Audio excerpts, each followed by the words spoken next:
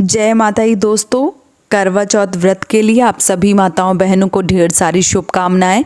भगवान श्री हरि विष्णु आपकी जोड़ी हमेशा सलामत रखें और आप जीवन पर्यंत अपने पति की लंबी आयु के लिए करवा चौथ का व्रत करती रहें, यही कामना करती हूं। और इसी कामना के साथ आज का जो वीडियो है वो मैं शुरू कर रही हूं। दोस्तों, आज बहुत सारे प्रश्नों के जवाब जो हैं वो इस वीडियो में मैं देने वाली हूँ। पीरियड से जुड़ी बहुत सारी महत्वपूर्ण बातें जो इस वीडियो में आप सबको देखने को मिलेंगी, क्योंकि बहुत सारे कमेंट मुझे आ रहे थे। बहुत सारी बहनों ने पूछा था कि प्रश्न थे कि दीदी जो पीरियड्स है, पीरियड्स से जुड़ी कुछ बातें, जैसे पूजा वाला जो भोजन होता है वो हमें पीरियड्स के दौरान बनाना चाहिए या नहीं बनाना चाहिए। साथ ही साथ चंद्रदेव को चलनी से देखना चाहिए, नहीं देखना चाहिए। आलता, सिंदूर, सिंगार वगैरह जो करना चाहिए या नहीं करना चाहिए। साथ ही साथ पति की पूजा करें या ना करें। तो आज की वीडियो में ये सारे प्रश्नों के जवाब जो हैं वो आप सबको देखने को मिलेंगे और आपको बहुत ही आसानी से मैं सारी चीज़ें जो है वो बताऊंगी, ताकि आपके मन में जो भी प्रश्न है वो क्लियर हो जाएंगे। करवा चौथ के मैंने बहुत सारे वीडियो अपने चैनल पे अपलोड कर रखे हैं। अगर आपने नहीं देखे हैं तो उन वीडियो पे ज़रूर विजिट की। चलिए आज के वीडियो में मैं आप सबको आप ही के प्रश्नों का जवाब जो है वो एक एक करके दे देती हूँ। पहला जो प्रश्न है वो ये है कि पूजा वाला भोजन जो है वो हमें बनाना चाहिए या नहीं बनाना चाहिए। करवा चौथ में जो भी कढ़ी, चावल, दही बड़े, बहुत सारा सामग्री जो है वो बनता है। तो हमें, क्योंकि हमारे घर में कोई नहीं है और करवा चौथ का व्रत आ गया है और मुझे पीरियड्स भी आ गया, ऐसे में भोजन जो है वो मैं बनाऊं या ना बनाऊं, क्योंकि मेरे आगे बहुत बड़ी समस्याएं हैं।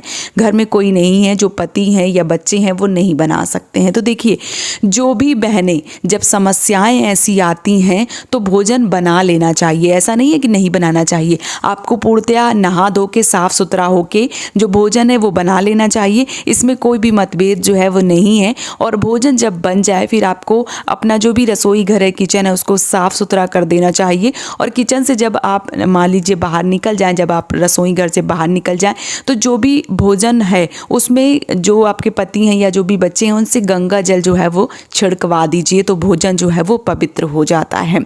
साथ ही साथ जो भोजन है वो पवित्र हो जाता है और इसमें किसी भी तरीके का कोई दोष जो है वो नहीं लगता है। और आप भगवान से प्रार्थना करें कि प्रभु आप को सब पता है, क्योंकि ये जो चीज़ें हैं वो प्राकृतिक है, नेचुरल है एकदम से, और भगवान सब जानते हैं। भगवान से क्षमा प्रार्थी करें, आपके ऊपर कोई भी किसी भी तरीके का दोष जो है वो नहीं लगेगा। दूसरा प्रश्न है वो ये है कि चंद्रदेव को छलनी से देख सकते हैं कि नहीं देख सकते हैं। तो देखिए, अगर आपका पीरियड्स चल रहा है, आपका पहला, दूसरा, तीसरा दिन है या आज ही आपको पीरियड्स आया है, तो आपको व्रत नहीं छोड़नी है। जल्दी जल्दी किसी भी व्रत को ना छोड़ना चाहिए, ना उठाना चाहिए। आप व्रत जो है वो पूरी विधिवत तरीके से करें। और जो चंद्रदेव है, क्योंकि पूजा तभी संपूर्ण मानी जाती है आपके घर की परंपरा के अनुसार। जिनके यहाँ चांद जो है वो देखने का रिवाज है वो चांद देखें, जिनके यहाँ तारे जो है वो देखने का, बहुत सारे लोग, राजस्थान वाली बहुत सारी बहनें हैं जिनके यहाँ सुबह सूर्यदेव को अर्घ दिया जाता है जब करवा चौथ का व्रत करती हैं। तो व्रत जो है वो तभी पूर्ण माना जाता है ना, जब आप मान लीजिए अगर आपके यहाँ सूर्य भगवान देख के अर्घ दिया जाता है तो अर्घ नहीं दे सकते हैं आप, लेकिन उनको देख के प्रणाम तो कर ही सकते हैं।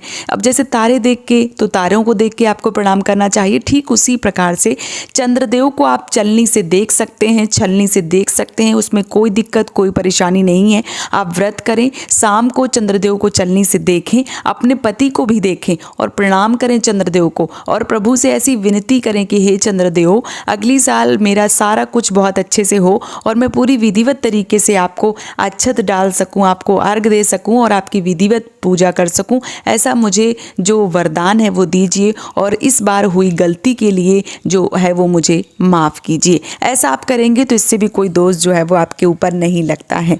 तीसरा जो प्रश्न है वो ये है कि जो सिंगार है, जो भी आलता, सिंदूर है, वो लगा सकते हैं कि नहीं लगा सकते। तो देखिए, जब आपका पीरियड्स पहला या दूसरा दिन है तो आपको सिंदूर सूखा वाला जो है वो नहीं लगाना चाहिए। हमारे यहाँ की ऐसी परंपरा है कि सूखा वाला सिंदूर जो है उसका बहुत ज़्यादा महत्वपूर्ण योगदान होता है।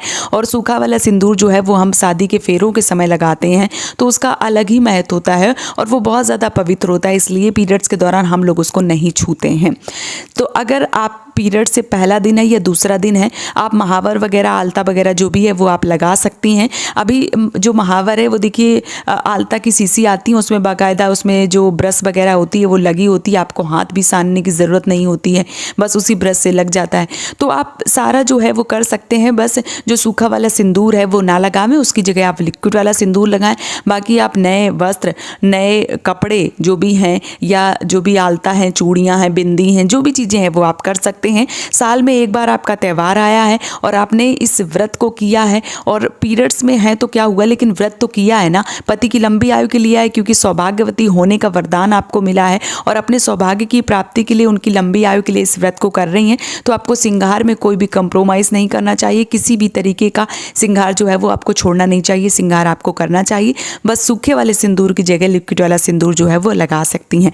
अच्छा, जिन बहनों के एक बार बाल धुल चुके हैं, मतलब 3 दिन हो गए हैं, चौथा दिन है या 5वां दिन है, ऐसी बहनें जो मान लीजिए सिंदूर है सूखा वाला वो भी लगा सकती हैं और जो पूजा है वो भी कर सकती हैं। 5वें दिन अगर आप पूरी तरीके से शुद्ध हो जाती हैं, आपका कोई भी किसी तरीके का शुद्धि नहीं रहता है, आपके 2 बार बाल धुल जाते हैं, आप पूरी तरीके से शुद्ध हो जाती हैं, तो आप, क्योंकि आपका शरीर है, आपको ज़्यादा पता है, तो आप 5वें दिन जो पूजा है वो कर सकती हैं। कोई दिक्कत, कोई परेशानी किसी भी तरीके की नहीं होती है।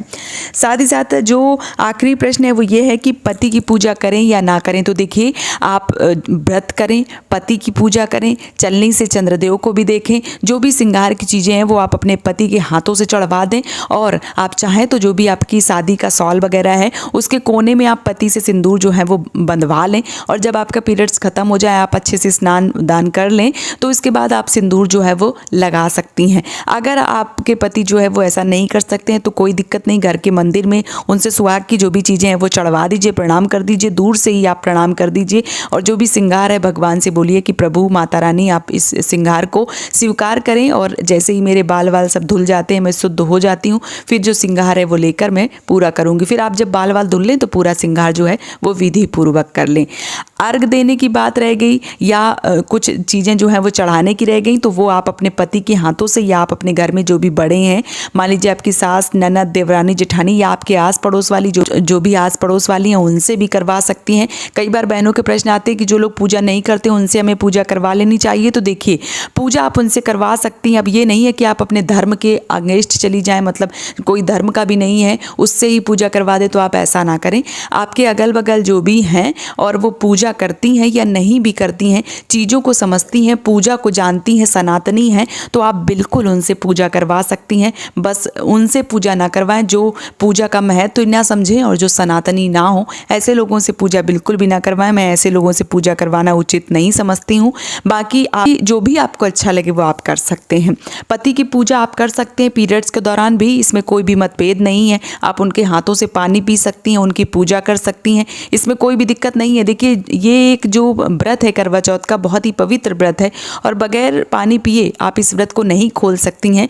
लेकिन पीरियड्स के दौरान अगर आपको लगता है कि नहीं आप पानी नहीं पी सकती, तो ऐसा विचार नहीं है, आप पानी भी पी सकती हैं और व्रत जो है वो भी खोल सकती हैं।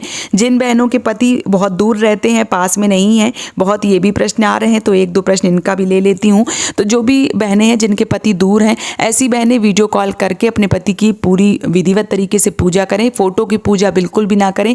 आप वीडियो कॉल करके बात कर सकती हैं, पूजा कर सकती हैं। फ़ोटो की पूजा करने के लिए मैं बिल्कुल भी जो है वो समर्थन नहीं करती हूँ। सामने फ़ोन रख के वीडियो कॉल कीजिए, उनकी विधिवत तरीके से आरती पूजा कीजिए और उनके मान लीजिए जो पानी का ग्लास है, जो भी लोटा है, जो भी करवा है जिससे भी आप पानी पीती हैं, वो एक तरीके से वहाँ से करवा चौथ जैसे जिस तरीके से मान लीजिए वो पकड़ें, उस तरीके से वहाँ से अपना हाथ जो है वो लगाएं और यहाँ पे आप पानी जो है वो पी लें। अगर वो दूर हैं तो सब तरीके से सब जो नियम है वो बनाए गए हैं, आप इस तरीके से भी पूजा जो है वो कर सकती हैं। कोई दिक्कत, किसी भी तरीके की कोई परेशानी जो है वो आपको नहीं होगी। तो ये सारे प्रश्नों के जवाब जो हैं वो आप सबको मैंने दे दिए हैं। अगर आपके मन में कोई प्रश्न है तो आप मुझे कमेंट सेक्शन में ज़रूर पूछिए, क्योंकि अब मैं कमेंट सेक्शन में ही आप सबका जवाब जो है वो दूंगी। वीडियो हो सकता है ना बना पाऊँ, क्योंकि मेरा भी व्रत है, ज़्यादा बोलूँगी तो मुझे भी प्यास लगेगी, आप सबको पता है। तो ये वीडियो जो है वो मैं सारे काम छोड़ के एक तरफ आप सबके प्रश्नों के जवाब देने के लिए वीडियो जो है वो बना रही हूँ। आप सभी माताओं बहनों को दिल से करवा चौथ व्रत की ढेर सारी शुभकामनाएं और आप लोग अपना प्यार यूं ही बनाए रखें और करवा चौथ का व्रत जो है वो अपने पति की लंबी आयु के लिए करती रहें। आप सबको करवा चौथ व्रत की ढेर सारी शुभकामनाएं। अगर आप ये वीडियो लास्ट तक देख रही हैं तो मुझे भी प्यार से करवा चौथ की बधाइयाँ दे सकते हैं। आज का वीडियो यहीं पे समाप्त कर रही हूँ दोस्तों। जय माता दी।